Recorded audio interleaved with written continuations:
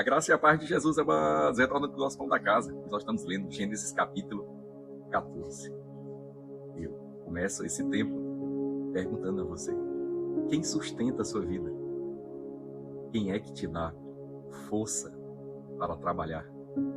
Quem é que traz para você os planos vitoriosos? Quem é que te dá a vitória? Quem te dá sabedoria, verdadeira sabedoria e graça? E muitas vezes nós e os homens acham que isso vem de tantos lugares, principalmente das suas próprias capacidades. Mas eu quero dizer para você que todas as coisas boas que nos levam de fato à vitória, sabedoria, graça, força, unção, todas essas coisas, elas vêm do Senhor. Você está de pé hoje porque Deus permitiu, porque Deus assim quis. Se Ele não quisesse, você nem levantaria hoje. Não tinha passado essa noite anterior. E a passagem de Gênesis capítulo 14 fala da vitória de Abraão no meio de uma guerra de 5 reis contra 4. No meio dessa guerra dos reis, a palavra de Deus diz que um dos reis é vitorioso e ele sequestra o sobrinho de Abraão, junto com o sobrinho, a mulher, os filhos e os bens. Então Ló, que é sobrinho de Abraão, é o exemplo de crente no lugar errado. Ele mora dentro de Sodoma. Abraão se levanta para livrar o sobrinho e salvar o povo daquela cidade. É interessante que Deus levanta da sua casa 318 homens para lutar contra 5 reis. E que é maravilhoso a gente perceber que ele tem vitória. Quando ele retorna a um rei da região, chamado Melquisedeque, a Bíblia diz que ele é rei de Salém. Salém é Jerusalém, então esse rei, Melquisedeque, aponta a pessoa de Jesus, é um tipo de Jesus revelado ali no Velho Testamento, e ele traz 2 coisas para Abraão. Ele traz pão, ele traz vinho. Você já viu a ilustração desses 2 elementos? Pão e vinho apontam para a mesa do Senhor Jesus Cristo. Sim, porque o pão representa o oferecimento dele por nós. O Senhor disse: esse é o meu corpo que é dado em favor de vós, para a salvação.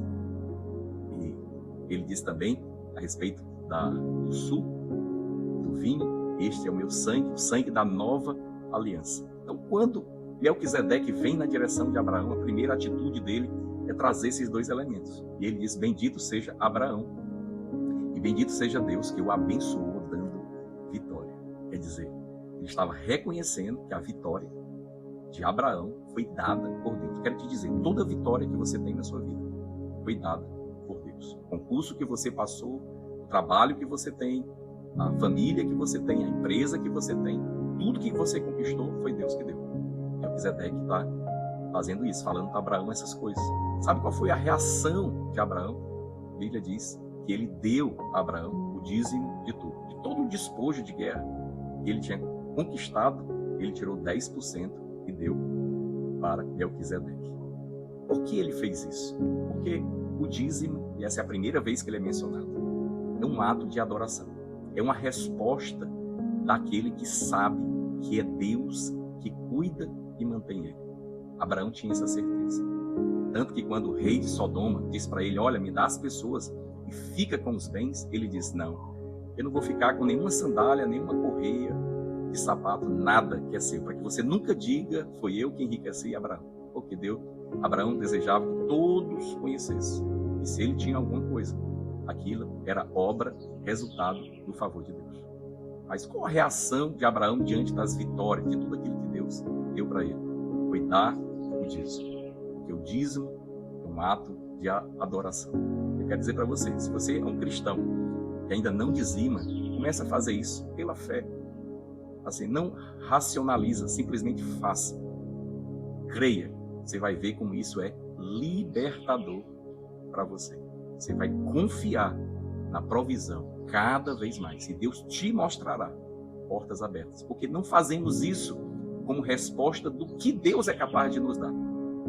mas nós dizimamos como resposta ao que ele já fez e já faz por nós.